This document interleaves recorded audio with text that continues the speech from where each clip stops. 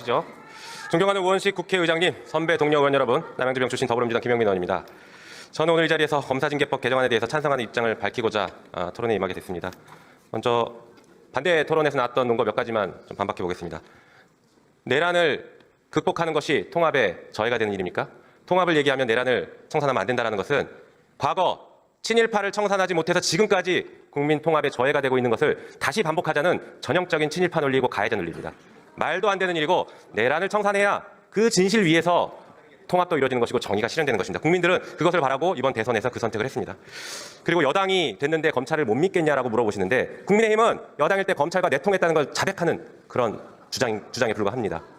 아직도 이런 철진한 얘기를 하고 있으니 한 발짝도 못 나가는 건 아니겠습니까? 국민의힘 보면 내란은 계속 옹호하면서 기승전 이재명만 얘기하고 있습니다. 그래서 국민의 선택을 받지 못하고 이번에 대선에서 외면받은 것입니다. 오죽하면 국민의힘 연설자들도 입만 열면 이재명 얘기만 해서 그랬는지 연설장에서 이재명 후보를 지지해달라는 얘기를 습관적으로 얘기하고 있지 않습니까? 이게 현실입니다. 정신 차리시기 바랍니다. 자, 지금 이 시대의 대한민국 정치의 지향점은 사람답게 사는 세상을 만드는 것입니다. 그것이 어떤 세상이냐? 잘못한 사람이 있으면 지위 고하를 막론하고 처벌받는 상식이 이루어지는 세상입니다. 한편 억울한 일이 생기지 않아야 하고 만약에 억울한 일을 당했다고 하더라도 국가의 시스템에 의해서 억울한 일을 해결할 수 있다는 신뢰가 있는 세상, 그것이 바로 사람답게 사는 세상의 출발점일 것입니다. 오늘 우리가 통과시키려고 하는 이 법들이 바로 사람답게 사는 세상의 출발점이 될 것입니다. 검사가 잘못하면 누가 징계를 하고 누가 감찰하고 누가 수사하는지 아십니까? 오로지 검사만 해왔습니다.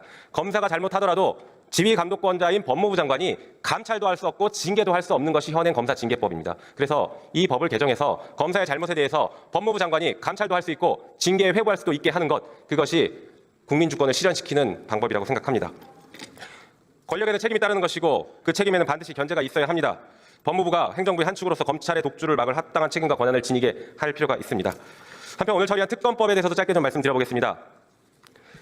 지금 한덕수, 최상목 이 두 명이 내란 혐의로 수사당국에서 출국 금지 조치를 받고 조사를 받고 있습니다.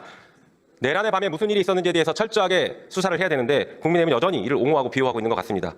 한편 최혜병 사건에 대해서도 진실이 밝혀지고 억울한 죽음을 밝히고 해결해야 합니다.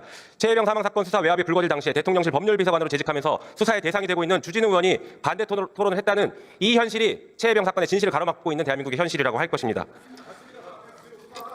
이재명 대통령이 이재명 정부가 출범한 지금 오늘의 대한민국은 진실의 땅 위에서 정의가 실현되는 나라가 될 것입니다. 오늘 우리가 처리해야 되는 이 4가지 법안에 대해서 찬성 표결해 주시기를 부탁드리겠습니다. 이상입니다.